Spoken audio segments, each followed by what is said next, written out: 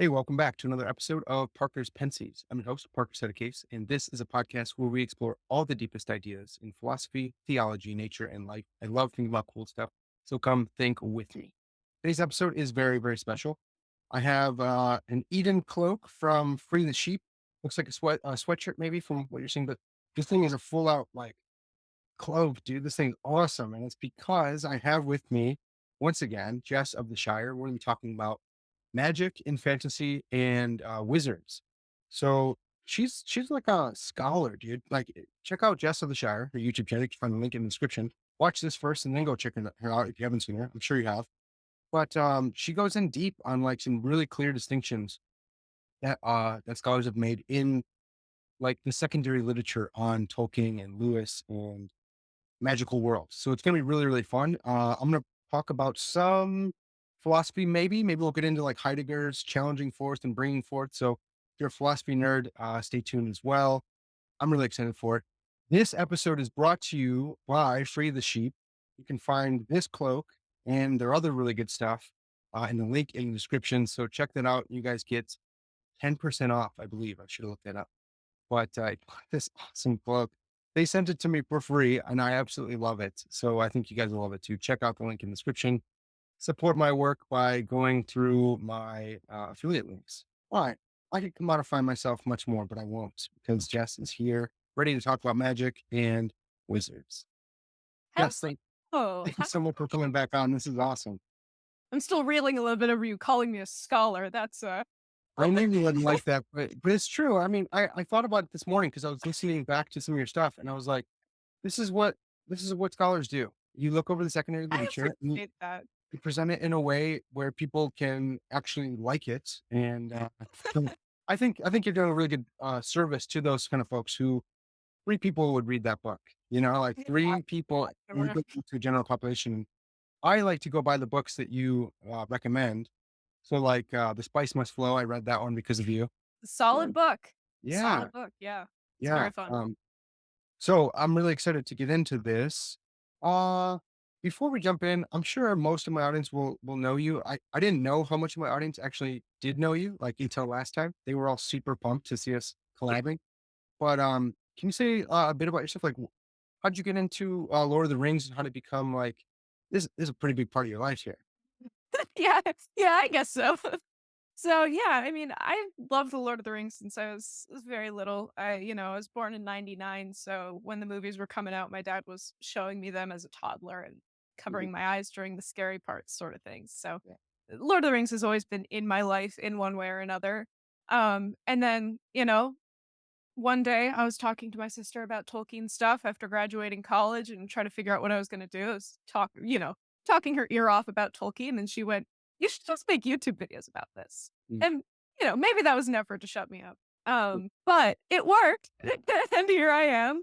Yeah, I just Tolkien acts as a really good springboard to talk about all the other stuff that I like to talk about, which Yeah. is philosophy and scholarship isn't the right word, but literature and what it means to dive deeper into literature beyond the surface because you can talk about Tolkien facts all day, talk about the fictional histories that he wrote, but what's really interesting is why he wrote them and how he wrote them and why they connect with people so well. So I really like talking about Tolkien, other fantasy and sci-fi and the art of storytelling, and I'm happy to be here, especially with you wearing such a cool cloak.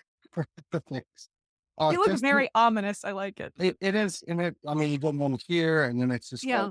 wow. I should have worn mine today. It has been raining for the past, like, 3 days, and I've been having to use an umbrella getting back and forth from the house, so it would have Yeah. been useful, but I have, my basement is freezing. So most times I'm actually wishing that I was wearing this. And so today is actually perfect. So I feel amazing. there But, you go, perfect. Jess, you were joking about your sister, like maybe pawning you off onto YouTube so that, do your friends and family listen to your stuff? Cause mine usually don't. And I had to come to grips with it and be like, that's fine. I have the audience that I don't know, but Luckily, my family is a bunch of huge nerds, something that I'm sure they'll be, happy to hear me say that about them. Yeah, my close family, my mom and dad and my sisters, watch my stuff. My extended family, every once in a while, they're like, "Oh, I should watch something," and I'm like, yeah. "You won't." Yeah. Um Yeah, so I have a couple of family and friends, that watch my stuff, which I'm very happy about, I very happy to hear to get their support, which Yeah, is that's very awesome. sweet. Shout out friends and fam. Yeah. Um, uh, do you think? Okay, here's another one to jump off on. Do you think that talking about magic is good? Like, is it beneficial? I'm sure the answer is yes, but let me just broach it here. So, like, I can see like the scientism type folks being like, no, it's not real, and they're all like hard science, like this is an escape from reality, and we should be doing other things. I could also see fundamentalists being like, no, this is wrong. To be wasting your time this way, and then I could see maybe even the same people, but a different branch of people certainly being like, it's fine because it's not real. That's why. So in talking about it, you're like putting it down. You are making it like a pet thing, so it's not scary any longer. What do you think the value is in talking about like magic and fantasy and such? Yeah, so I mean, Tolkien has this one quote that I'm not gonna get exactly right, but in terms of escapism, he says, like, "Shouldn't a prisoner, if they are in prison, shouldn't they look at things beyond prison walls? Shouldn't they look out the window and dream of the world outside?" And not that reality is a prison, we're not gonna get that grim this morning, Yeah, but, yeah, the idea that it is okay to look beyond what is real. I think you have to keep in mind in discussions like this, what is real and what is like scientifically true is something that we have only just started figuring out.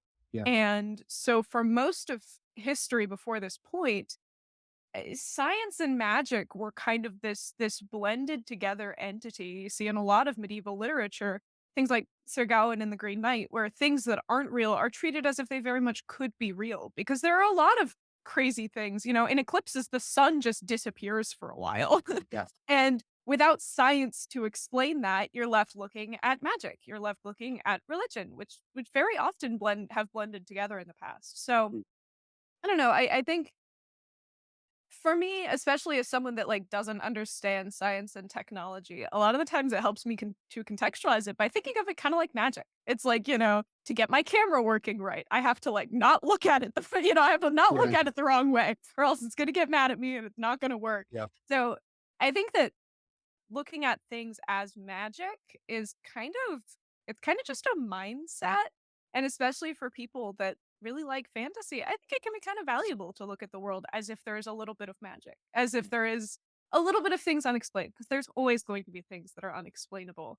And being a little bit open to magic and to looking at things and just going, "I don't get that," and that's okay. I think it can be a healthy way to look at the world. Well, I think that's right, Jen. I think that's like beautifully put. If you thought you had all the answers and then something comes up that's unexplainable, you could either broaden your horizon and be like, yeah, maybe I didn't. Or you could be, or it could just wreck you because you're like, I don't Yeah. have any answer for what just happened. But being like, having those open doors already, being like, hey, look, the world's kind of a crazy place, man. I don't know what happened. There's this like resurgence in trying to look at the world as an enchanted place. And there's still kind of unclear whether people are being genuine or not, whether it's like metaphorical or whether they're literally thinking it's like enchanted. And I'm sure that people are of the spectrum, but I'm with you. Like there's I like to catch frogs and turtles. It's kind of something weird about me, but Hey, that's I awesome. yeah, I work with some endangered species I have in my I'm trying to breed them and whatever. But when I am out looking for frogs and turtles, once I see them, they jump in the water. Mhm. And it's like, look, I don't know how to explain that. It is like kind of like some magical thing where it's like, oh, they're sensing my consciousness. I'm sure some woo-woo person could come through and talk about the collapse of the wave function or something. But it seems from my experience for 32 years, every time we like kind of recognize each other, they jump in the water. And it's super weird. It's like I have a lot of data backing this up, but I Yeah. don't know how to explain it. I think there's probably something going on there. I don't Sure. know if it is like And you electronic. could figure that out, or you could just let it be kinda magical. Right, right, and I have to tell people like, "Hey, just so you know, like, once they see you, they're gonna go in the water, and Yeah. here's why," but not here's not the real reason. Here's, like, my magical way of explaining it, and Yeah. if you live that way, you'll be able to catch the frog. Yeah. It's Yeah, when me and my housemate, when we moved into the house we're in now, there were all kinds of weird stuff that was happening. Like we found this giant, like 12-foot deep hole in the backyard, very bizarre. We Oh, found like a pond. We were finding like statues of frogs. We had these giant moth wings just appear on top of the hole where the 12-foot deep hole. Very bizarre stuff. Like the night after a party, we'll see raccoon footprints all over our chairs oh, and stuff. Very bizarre stuff. Like just yesterday, I was filming a video outside, and as soon as I got to this place that seemed perfect, two foxes appeared and started watching me. And they hung out oh, for like a half hour. And I don't see foxes around here a lot. So to see two foxes like watching me talk about Tolkien and playing and stuff, those are moments where it's like, yeah, I mean, I you could probably explain that like, oh well, that's just in their natural behavior, or the moth wings appeared because that's when they were in season, or the 12-foot deep hole is there just because it's a weird thing with the house. But sometimes it's better just to look at it and go, "Oh, that's so cool. That's a little bit of magic that just happened." yeah, And I think fantasy really primes us to kind of accept things like that. Like, especially you think about like Tom Bombadil in Lord of the Rings. He's not explained. He doesn't make sense. He's one of the many things in the Lord of the Rings that Tolkien never gave a full explanation for. And I think that's because he understood that there are some things that you're just not going to get an answer for, and that's okay. And life will be a little bit better if you accept that you can't understand and explain everything, like frogs. You don't need the scientific explanation. That's just how it works. And that's how we have functioned as human beings for all of history. I love that. That's super helpful. Yes, there's this distinction between hard magic and soft magic, and I intentionally didn't look that up because I wanted to hear from you. But in science fiction, which is more my speed, there's hard science fiction and soft science fiction, and hard science fiction is supposed to be more in line with the current understanding of the science that's at play in the story. And maybe you can make one or two changes. I think like strictly if you make more than one change, it's not hard. Depending on the nerd. Yeah, there's rules. Yeah, right. But I was wondering, does hard magic and soft magic, does it follow the same kind of thing, or can you explain it for us? Yeah, I don't think it's as cut and dry as sci-fi might be. Hard magic systems tend to, I mean, like hard sci-fi, have a lot more rules. So for me, whenever I think of hard magic whenever I think of hard magic systems, I think of Brandon Sanderson. He's Yeah, kind of like the king of that because he's really hard world building and stuff. So you get a story like Mistborn, where the magic system has very specific rules. Where if you swallow this much of this one thing, you get this much power, and this specific metal causes this power. And the benefits of hard magic is and Brandon Sanderson has a lot of classes and stuff on this. He's a genius with this stuff. Is that it means that you can't have an easy out. Because the problem with soft magic, where there aren't as many rules, where it's not as well explained, is that sometimes it can feel a little bit like Deus Ex Machina. It can be, we need a solution to get out of this hard spot. And so, oh, now I have this magic spell that's going to save us. And the wizard's going to come in and save us because he has magic. And so magic fixed it. So hard magic systems where you say, I'm going to work within this rule set to try and figure out how to solve this problem, those can be very rewarding.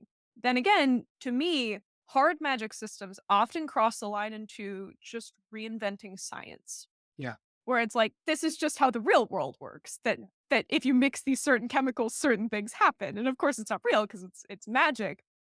But like it can feel a little bit less magical than like Tolkien, who I would say is like one of the kings of soft magic systems, mm, where he doesn't define specific spells and specific ways that certain things work. It's not a game of D&D. Gandalf doesn't have spell slots that he uses every session.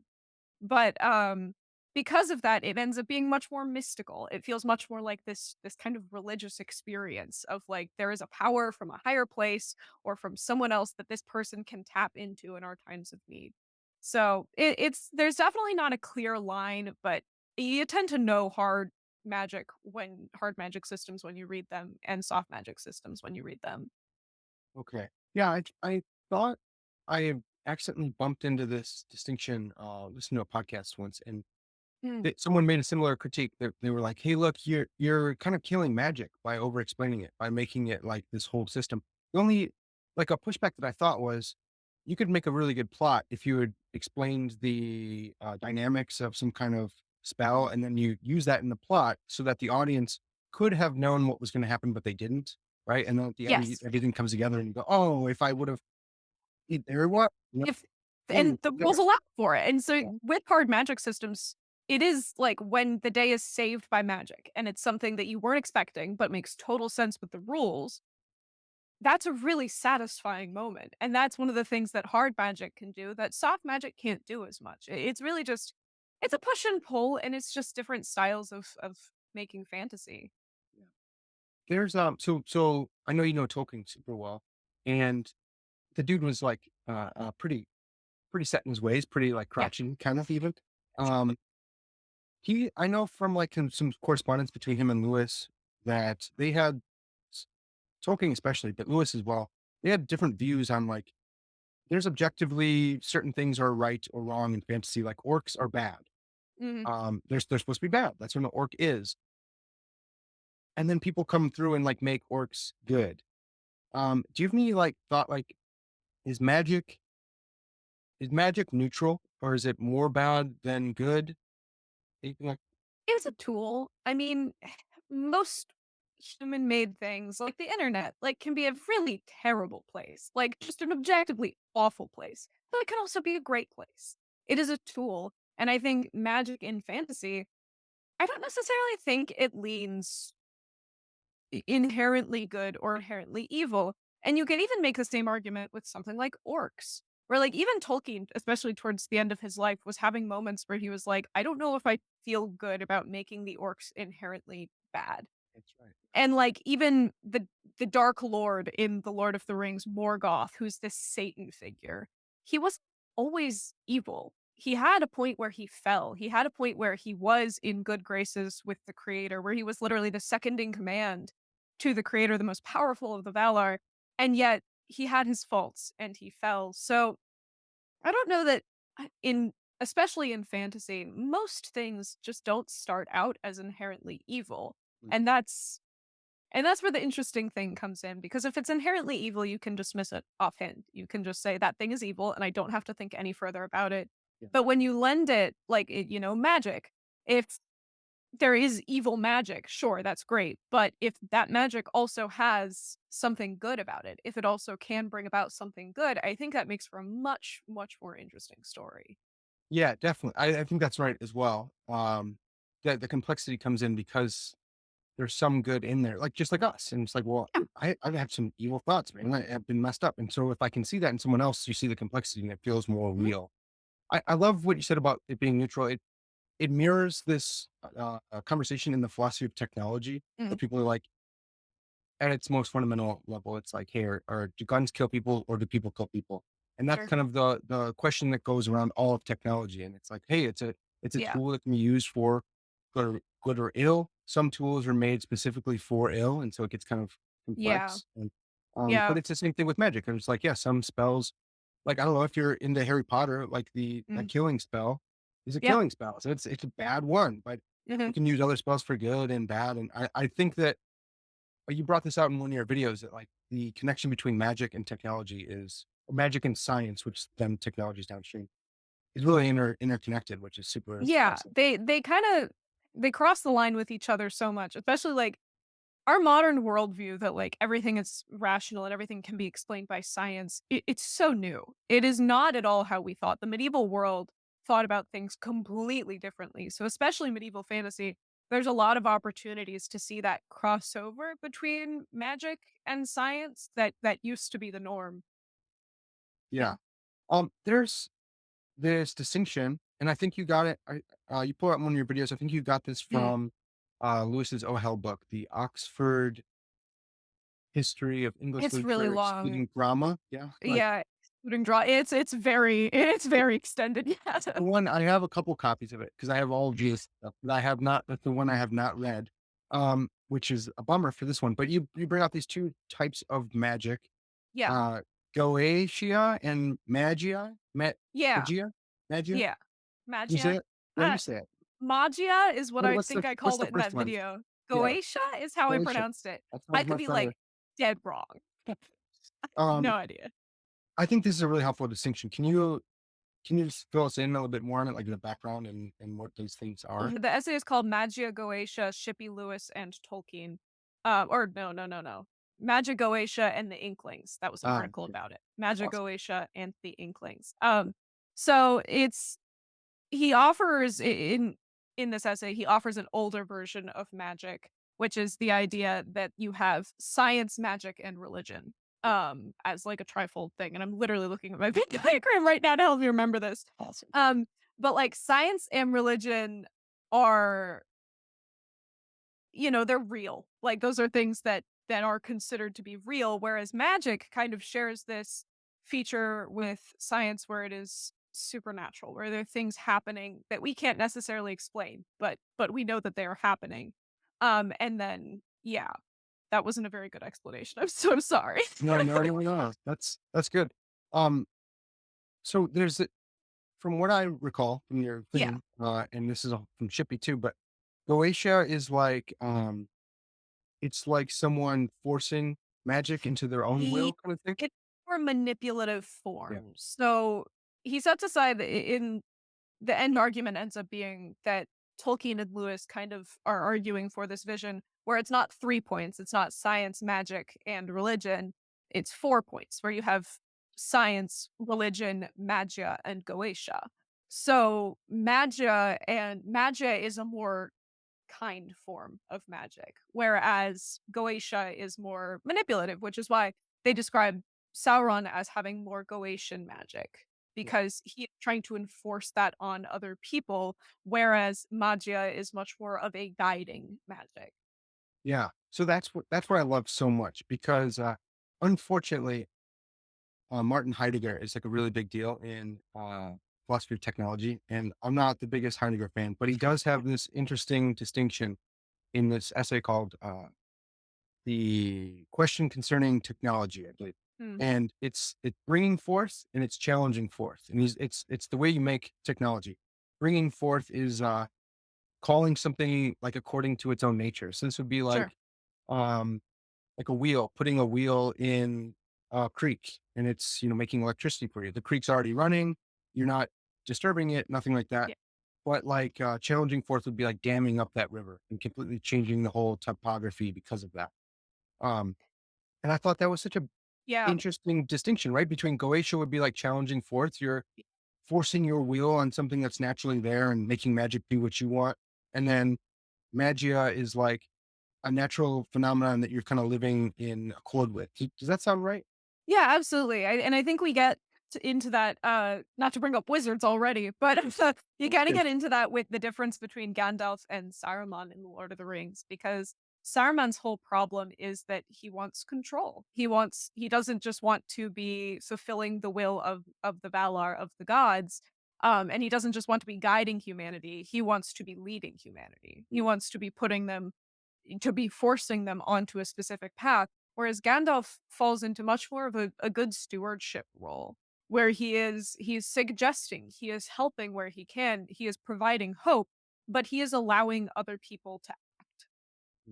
And so I think Tolkien was, especially because Sauron's whole as the evil guy in the story, his whole thing is control. It's that was his major flaw for Morgoth, for the big bad. His flaw was pride and wanting to make his own independent things, and Sauron's fatal flaw was that he wanted to control things. He wanted everything to follow his plan.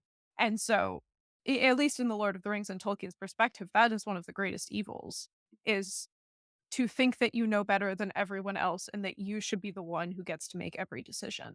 Yes. I I love that. I think that's so profound and pitching it in terms of magic helps the Mm. lesson go down more smoothly. Oh, absolutely. And because it's, I mean, Tolkien at the time he was living, he was dealing with, I mean, he wrote The Lord of the Rings during World War II. Like he saw the power that really charismatic control freak leaders can have and the pure damage that they can do. And The Lord of the Rings obviously isn't allegorical, but it definitely is discussing the problems that Tolkien was seeing in his life. Yeah. Right. And so many of the fantasy and science fiction authors of that time, even like pre 1970s, I guess, were all like, "Hey, power is bad. Power is really scary." Well, and Tolkien's it's like not power can corrupt, and Herbert's like, The people who seek Yeah. power are corrupt. Like everyone's warning about that, and then today we're like, no, I just want Yeah, to. it's tough because it's like, and I wouldn't even say that it's just that power is bad. It's just Right. that power is, because somebody's gonna be in power. Like, somebody is. It happens. That's what the major message with Dune, not to bring Dune in, but Yeah. that's the major message with Dune is that, like, somebody like Paul Atreides, he didn't want necessarily all of that control, but there was a vacuum, and somebody had to fill it. Somebody had to be in power, and the people that we choose to put in power, it it says a lot about who we are, and for Tolkien, the worldview was that we should not be the ones in power. Like, obviously, you're gonna have a king in charge, but the king is functioning under the higher king, which in Tolkien's worldview is God, because he was a very devout Catholic. He believed that there was a natural order to things, and the natural order is that the person who is the most in charge still will not be the top guy. He is still never, no human being is ever going to become God. Oh man, I love this. I'm taking so many notes here. Okay. Okay. So this theme has been hitting me a lot, Mhm.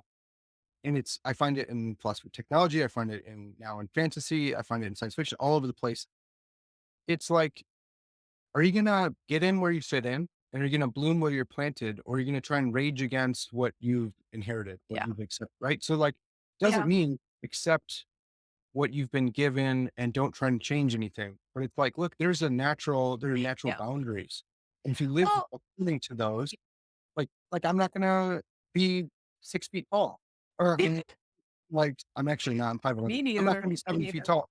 But I can get extensions in my bones, right? I've Sure. seen people do that. But But will that no, make you happier? right, that's like not living according to the grain of reality, right? Yeah. I mean, it's a degree you have to, being a person is hard because it is a balance of that. Because you have to want to improve yourself. You have to find the kind of person you want to be, and you have to fight to be that person, but you also have to understand that you are who you are, and that you're not gonna be happy by trying to change that necessarily. There's the origin story of the Lord of the Rings and of evil and of Morgoth, I think is really interesting because his whole thing is that he wanted to create independently. He wanted to create things that Iluvatar, the one creative god, hadn't come up with. He wanted to make his own independent creations. And he discovers through that endeavor that he can't. He just can't. He doesn't have the breath of life that God has, and that's the thing that causes him to fall. That's the thing that introduces evil into Middle Earth, and the idea of, like, sub-creation, Yes. of making things was so important to Tolkien because that's everything that he did. He just created and created and created, but he understood, there's a line in a poem where it's, "We make in the image of that we were made," or something like Yeah. that. Yeah. Yeah. I'll post it in the comments. I I'll should post know. that poem I in the used that in comments. a theology paper, but I also don't Yeah. have it on top of my head. Yeah, it's something like we make in the order of which we're made, and it's like we're always going to want to make because for Tolkien, we were made by a creator, and so in his image, we are also creators, but you also have to understand that you're not creating things independently. You have to understand your place in the wider scope of the universe, or else you're going to be like Morgoth and you are going to be constantly fighting against what is right and what is real. Yeah, I think Tolkien has it's called a privationist view of evil, that Mm, like evil is a deprivation. It's a privation of the good. So it's a twisting, it's rust on the car instead of like a substance in its own right. yeah. So you see like Morgoth, Morgoth saying dissowned Dis- tone. Discord. The Yeah, discord of Discord. Morgoth. Yeah. Yeah, yeah, that's right. Because he couldn't make on his own because he's a sub creator. Everyone who's not the creator is a sub creator. And I love that. I think Lewis pulls that in Paralandra, where like Mm. the unman is doing that with all of God's creation, and he's killing frogs and he's twisting things. I love that. I think that's a really helpful way to view things. When it comes to goetia and magia, uh, going on this idea that like magia is the more natural and goetia is the Mhm. more like forcing thing. I see it like Jedi dark side or Jedi Sith as well. I don't know. Yeah. You seen that? Do you think that works as well?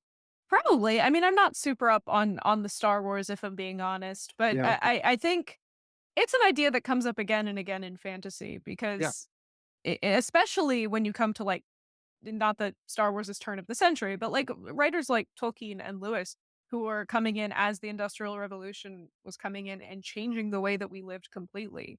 There was a big push against trying to people that are trying to force you to live a certain way and people that are trying to force you to be a certain way and saying like you need to I don't want to say like you need to let things be as they were because progress is important, but finding a Sure. balance between progress and between healthy progress and unhealthy progress, Yeah. really. Yeah. Yeah. I think that's right. And that's something I love so much about so many good fantasies. And I think Star Wars is fantasy. I read a Yeah. subject piece just recently where they went on Ursula K. Le Guin's distinctions. And I'm like, Mhm. yeah, according to her, that is fantasy. Yeah. Um, but yeah, it's like I used to think it was like technology bad, nature good, but it's actually not. It's because there's good droids, right? Yeah, There's exactly. I like mean, the Jedi use technology. yeah, It's yeah, but they also use lightsabers. technology, but they understand their place in the universe and they understand their purpose and they live to that purpose instead of trying to force everybody else to be doing that same purpose. Yes. So I think like I would love so much for people to get this idea and like enact it in life. Like every now and then I see someone making. So I'm sorry, but I really like turtles and frogs. And like every now and then I see people will build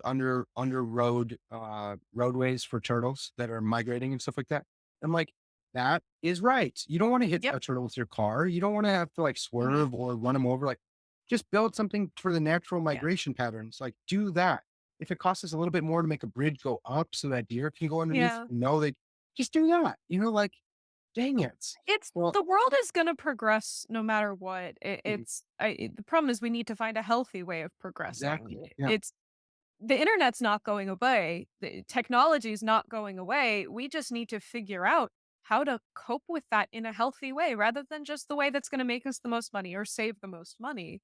We have to mindfully advance. And figuring out what it means to mindfully advance, of course, is the real question. That's so true. And the competition aspect of things, like the game theory is scary because it's like, well, if I don't do this, someone else will. And so I need to Mhm. make my app the most addicting. I'm gonna hire psychologists to help me lure kids in. Yeah. Like, dude, gross. Yeah. I hate TikTok. Sorry to Well, me too. I I hate haven't deleted it. TikTok so much. Yeah, I'm I really, I really good. Yeah. never luckily, I never had the app, but it's just like and that's, I think, the prime example of how we let things get that far just because they make money and because people want it, and it's like, I'm not saying that we need to govern what people are allowed to have and what they're not, but I think we just all need to be more Yes. mindful of what we consume and what we advocate for, even on a subtle level. That's the point right there. That's it. Like if you try to use the government to do it, everyone's going to rebel against that because like, well, no, screw you. You can't tell me what to do. But if all of us like read a story and we're like, Yeah. I'm with that ethic, I'm about that, Yeah. then like individually we'd all be like, hey, I'm not going to go down this road. I think the same thing Yeah. with like generative AI, where it's like, yeah, maybe don't take a picture of Jess and copy her whole Yeah. channel by generating a bunch of videos. Like that's terrible. Don't do that. It's the problem is it's we all just need to be more open to have conversations and to have conversations with people that we disagree with because that level of understanding of like mutually no one's ever going to totally agree on anything. But the more that we can Agree. discuss it, yeah, exactly. The more that we can discuss it and the more that we can be willing to have those conversations and to have our minds changed, I think it's going to end up with a much healthier overall society. But Yeah. We just solved the world's problems, Jess. yeah, we just fixed it. All right, cool. I'm gonna That's right. retire now. Yes. All right, there's another distinction that I like, solar punk versus like cyberpunk. Sure.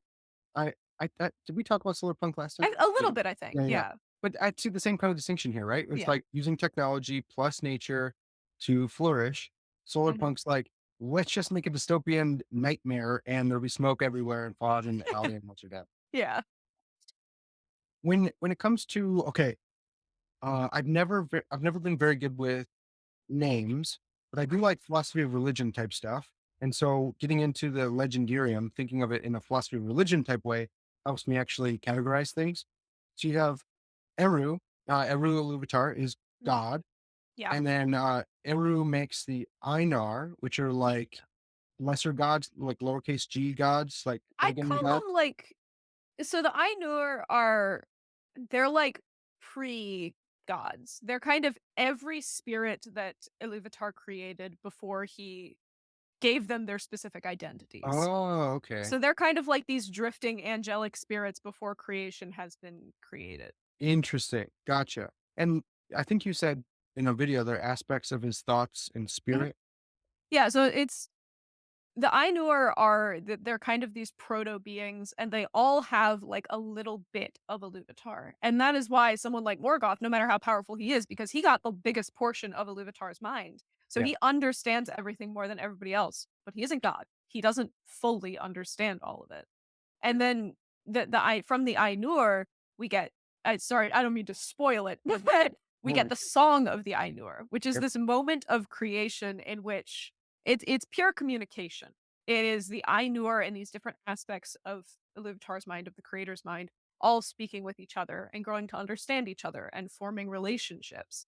And that is when we get the discord of Morgoth coming in, where he says, I don't want to be part of this. I don't want to just be part of Iluvatar's mind. I want to be Iluvatar. And so he starts singing his own melody, which clashes with the melody of Iluvatar. But then throughout the process of the song of the Ainur, Iluvatar works Morgoth's song into his own, and it becomes even more beautiful than it ever would have been on its own because there's harmony and there's dissonance. And by the end, there's this final note, and then the world comes into being. And they have sung the history of the world as it is to be. And some of the Ainur go down into creation and become the lowercase g, the Valar, the lowercase gods. Oh yeah. And some of them stick up in heaven and kind of appear and disappear later on. So, And then the Maiar are the mhm. servants of the Valar, who are Mhm. the Maiar are kind of like angels to Yeah, the. so they're also Ainur. So they were there part of the Song of Oh, Creation. They're just gotcha. not quite as powerful as the Valar. Because they're just Um, yeah, spirits. Gotcha. yeah. Okay. Um. So I love that idea of uh, Eru using the discordant melody to make a better version of the song because that's I mean I wrote my master's thesis on something like that about Yeah. um God using evil to bring about a greater good and it's a greater story if you have that. I wonder we I mean we have different views of the world. I wonder do you think that's a satisfying thing or do you think it's just like Eru should have just stomped them and been like no discordant songs for you sir. It's complicated because, like, you can't deny that in our existence, evil exists. And, like, and there evil things happen. And because that is such an inherent part of reality, of being human, I can't say whether or not the world would be better if that didn't exist. I kinda don't think that anything would exist if that wasn't a thing. It's just a natural result of existing, is that bad things sometimes happen. But I think that, especially for the Christian worldview, there is something so beautiful about the idea that I don't know the exact quote, but everything that something evil like Morgoth does will just be used to serve the greater plan. And that's a beautiful idea. Like, undeniably, that is an incredibly comforting thought, whether or not you believe it. So, especially in fantasy, I like seeing messages like that, um, where in the end, it will all be okay. That's something that everybody wants to hear. Yeah. And I love Tolkien's like verbiage, like at the Mhm. words he uses, like you catastrophe. I say that Yeah, at least once a week. I tell I people love that "You word. cat-" just amazing because he's literally doing what he's describing with the Mhm. word. He's redeeming the word by putting a U before it. U is good. And so just like the you catastrophe is going to make all evil things or all bad things untrue, he did that with the word catastrophe. It's just like, Yeah, it yeah, is he knew exactly what he was doing. I think there is something so comforting in Tolkien's worldview because he was just so certain. His religion was something that did not budge from when he first, became Catholic when he was very young. It was something that did not ever budge, and he never questioned it. And I think that's something that people find comforting in The Lord of the Rings, whether or not they are religious themselves. That it is nice to see a world where there is always a right answer, where there is a catastrophe coming where in the end everything will be made right. And I really love how the Lord of the Rings is kind of a microcosm of that larger timeline of Middle Earth. Yeah. Yeah, 100%. And he does it in a way that's satisfying. I am a millennial and I'm a young millennial, so I'm kind of pessimistic. I didn't go full Gen Z, like, absurdity. Nihilism. Yeah, but I am like pessimistic. So books like Dune are right up my alley Mhm. where I'm like, I don't need a happy ending. I'm okay with Yeah. that. But Tolkien does it and you're like, that's good. I'm not mad at Yeah. like you like Uh, really cheesy ones, you're like, dude, for real? Like, come on. yeah. It's Well, and they all lived Tolkien's like happily ever after. Okay. exactly. Yeah, and Tolkien's is like, no, you had Yeah. some loss, you had some real, like some real stuff happened. And I think what's significant about the way Tolkien ends things is that his ending isn't necessarily happy. It's just right. Yeah. Like, Frodo leaving is sad. Frodo leaving is incredibly sad, but it's also right because Tolkien wrote that based off of his own experiences with loss and with being left behind by all of his friends during the First World War, but most of his friends died by being left behind by his father, by being left behind by his mother, by left behind by his wife. He knew that sorrow is a part of the experience, but he also knew, like Gandalf says, not all tears are evil. It's sometimes sorrow and sometimes loss is a part of existence. And Tolkien isn't denying that. He's saying it's okay and it can still be right and it can still be happy despite all of that. Yeah. I love that. It's something I was just thinking of now, which could totally be wrong, but also like the journey changed him and he outgrew his home and he wasn't able to stay there any longer because he wasn't the same person who fit that home. Like, Yeah. does that seem right? Yeah, it's multifaceted. He had been wounded so much. There's also a degree to which the ring impacts people where like Bilbo was never the same. Gollum was never the same. Gollum was irredeemable in the end.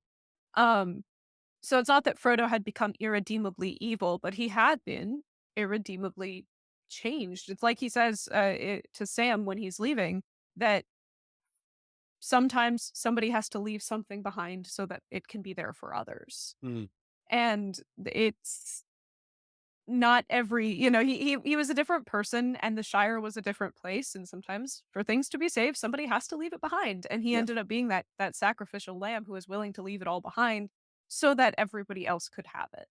I love that. And it was a Yeah. genuine sacrifice because he was changed. It's not like going back to normal. Everything's good. Like, no, he was still No. has scars from it. Yeah. Um, want to talk a little bit about wizards here. Sure. And going off the distinction we made in magic. Mhm. So, like, bringing it all to where we're at, Tolkien has probably soft magic in his story. There's this Goetia and there's this Magia. When I think about the three like prominent wizards, I just in prepping for this, I thought maybe this is right, but it's probably not. Um, Sauron is like Goetia to the max. He is using magic to force his will on nature and all sorts of stuff. Radagast seems like Magia to the Mhm. max, where it's almost like, at least in the movie's depiction, he's got like bird poop on his hair. And you're like, bro, that's a little bit too natural. Like you went Yeah. a little bit too, and Gandalf is like Aristotle's golden mean of just like the right balance of, I don't know. Does that make sense? Can you be the right Yeah, balance between the two types of magic? I think so. I think Radagast is a peculiar case. I honestly haven't thought that much about Radagast because he feels like such an expression of everything that Tolkien believed about environmentalism, where it Mm, was that the plants needed to have a voice, that yeah, without a voice, without somebody to stand up for them, they would be crushed by industry. I think with the wizards, there is also a lot to be said about Tolkien's environmentalism because you have Radagast kind of on one side of the spectrum, and then on the other side of the spectrum, you have Saruman, who is burning, who's using gunpowder. It's not just that he's using Goetia, he's using science in a right. really bad way. He is industrializing Middle Earth. That's what happens in the Scourging of the Shire, where he industrializes the Shire to a point where it is no longer recognizable. Whereas Gandalf, he's not making those decisions for humanity. He is putting humanity in the place where they can make those decisions for themselves. So yeah, I would say that Gandalf is probably in the middle of the spectrum of Radagast to Saruman because Radagast stays out of everything because that's not his responsibility. Whereas Gandalf and Saruman's mission was distinctly to help and guide humanity. And you see how far Saruman went off track with that versus Gandalf, who was able to stay very true to that mission.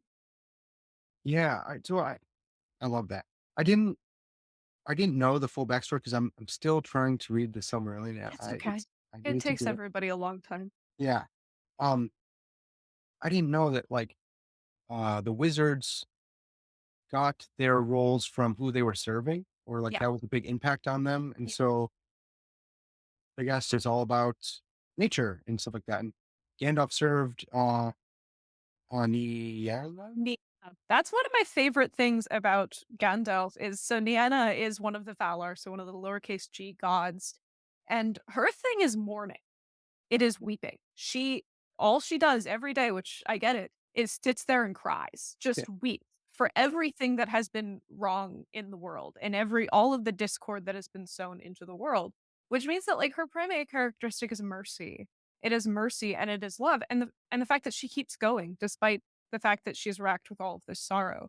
So Gandalf having been kind of her protege when he has lines like I will not say do not weep, for not all tears are evil. He Mm. understands that there is an inherent sorrow that comes with living, but he keeps hoping anyway. And that is the energy that he brings into Middle Earth. It's not Saruman. It's not we need to make our own plans and charge forward. It's not Radagast where it's just calm down and go hang out in some trees. It is things will be sad, things will be really difficult, but we need to keep going because there is still good.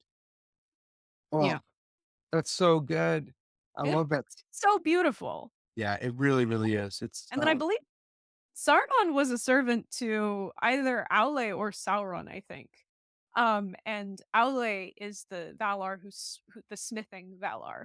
So he taught everybody how to do blacksmithing and stuff. He also taught Sauron how to do blacksmithing. ooh, that's tough. And that's when you get into those interesting conversations about creation because Aule was a maker. He liked to make things. He liked to create things. In fact, he made the dwarves despite the fact that he didn't have permission to make the dwarves. Oh, But he had the good thought to apologize and to say, "I will destroy this creation if you want me to, God." And God said, "Okay, I'll let it slide. We'll let the dwarves happen." So there's such a danger, and we learn this through Aule, who teaches Saruman and Sauron these things. There is a danger to creating because you can start to think that you are the creator yourself, and that becomes, yeah, a huge problem for someone like Saruman.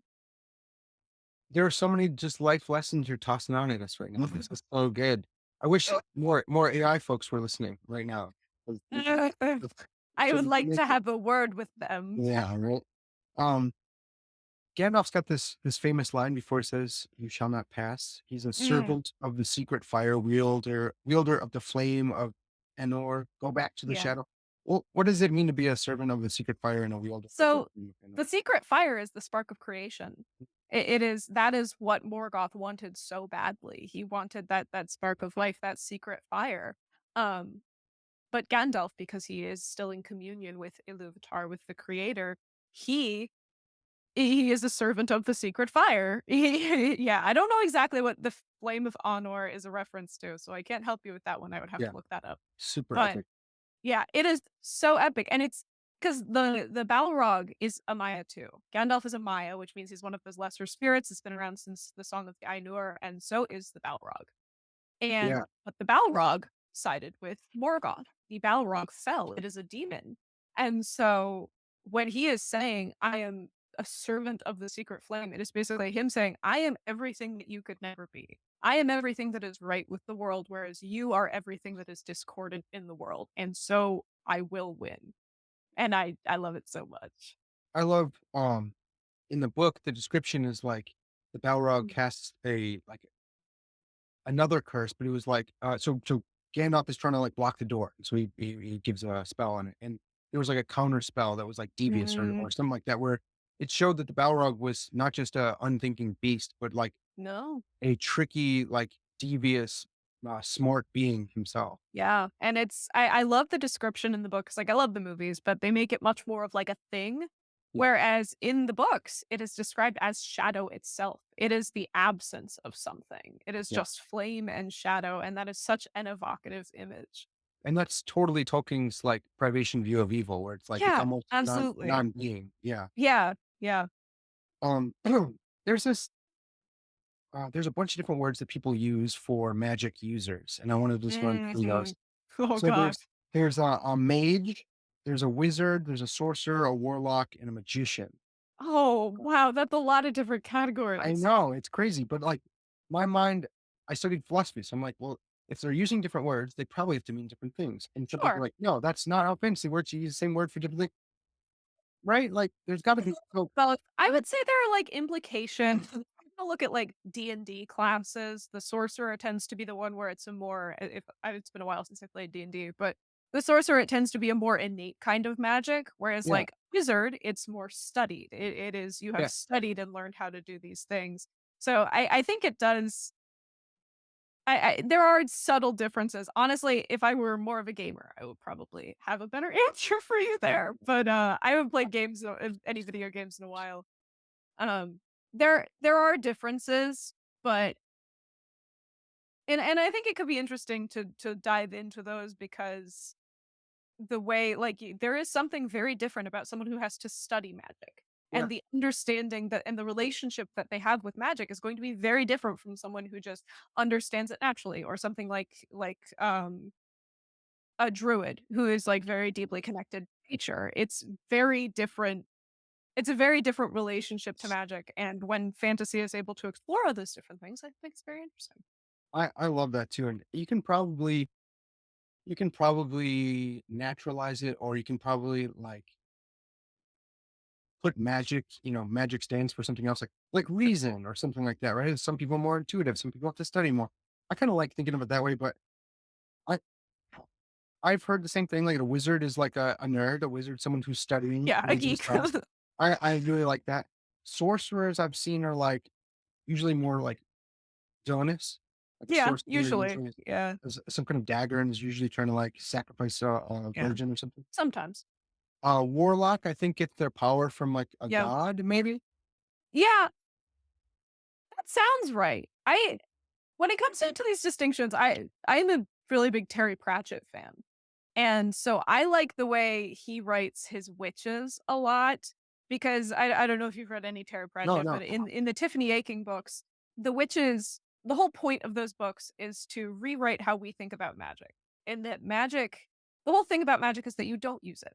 Because what the witches do is they see the people that are unseen in society. The old men who need their toenails clipped, the old ladies who need help across the street, the young mother who needs help giving birth to her baby, and they go and help those people. And they have magic, like, they can do magic, but they don't need to because the real magic is just in seeing people and honestly being willing to help them. Mm, And in Terry Pratchett, there's also wizards, and they're out there in their wizard school at Unseen University and, like, with their stuffy books and stuff, and frankly, most of them are useless.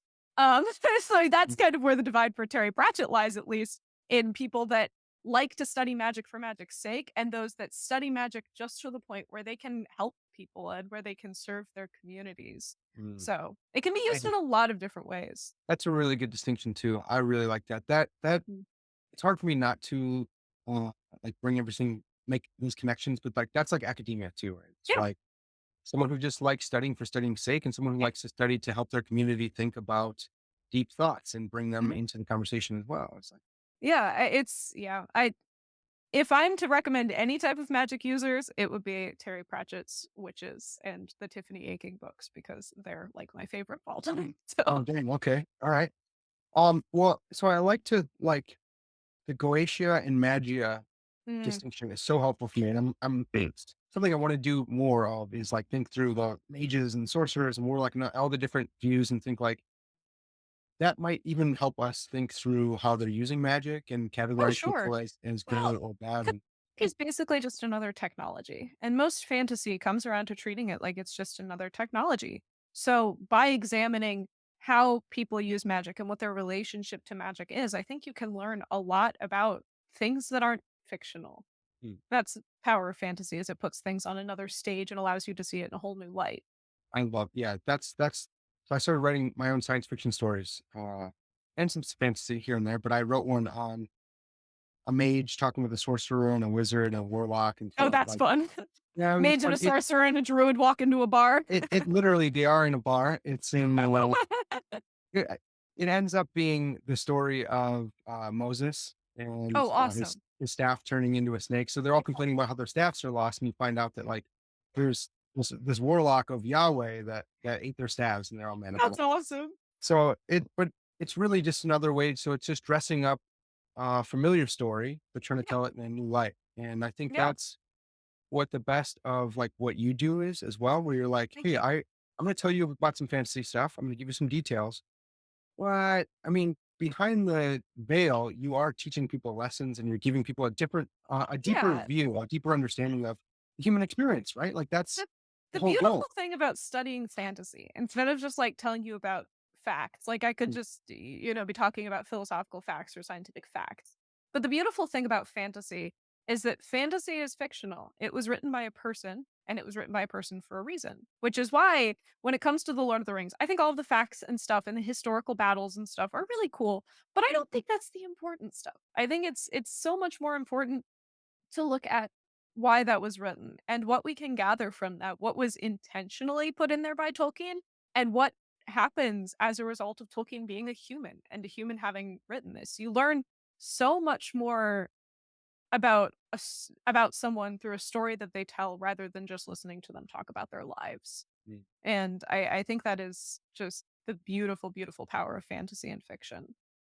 I think you're right. Yeah, I keep saying I love that, and I need to stop. But I mean, I'm tracking with you. That's so great. But yes, this has been awesome. I was going to ask about the Blue Wizards, but I feel like there's not The really Blue even. Wizards are one of those Tolkien things where he was like, "Yeah, I don't know, they were there, and, now they're not." So, I don't think he knew. I don't think he really cared that much, and that's the I love beautiful that. thing about Tolkien. Yeah, leaving some loose ends is pretty fun. Philip K. Dick does that in all of his books, but he does it with like main plots. You're like, Mm, where did that's that less thread go? fun. Yeah, That's less fun. yeah, Yeah. yeah. Well, Jess, it's Jess of the Shire. Any I mean, maybe you don't like talking about, but is there anything we should be looking forward to? What's coming out Oh, next? What are you boy. working on? Well, I have a video coming out. I have, like, 2 videos coming out that I'm very excited about because I just recorded them this week. Talking about Tolkien's life a little bit more, Mm. about, his experiences in the war and his experiences I don't know when this video is coming out. But so I hopefully I'm gonna be able to dive a little bit more into Tolkien's life and into his experiences with, like, C.S. Lewis and the Inklings in the coming future. I've also got a video coming up about The Hitchhiker's Guide to the Galaxy, which Oh, I'm okay. super excited about because I love talking about new stuff. We're gonna have some, not full-on Rings of Power content, Rings of Power adjacent content as all of Okay. that's happening. Yeah, I'm excited. There's a lot of new stuff coming out this next year. It's all looking pretty good. It's exciting. Awesome. Awesome. Well, that's gonna have to do it for now, folks. Go check out Jess's channel. You can find a link in the description. It's Jess of the Shire. She's the best. That's gonna do it for Yeah. now, though. It's been Parker's Pensées, and as always, all glory to God.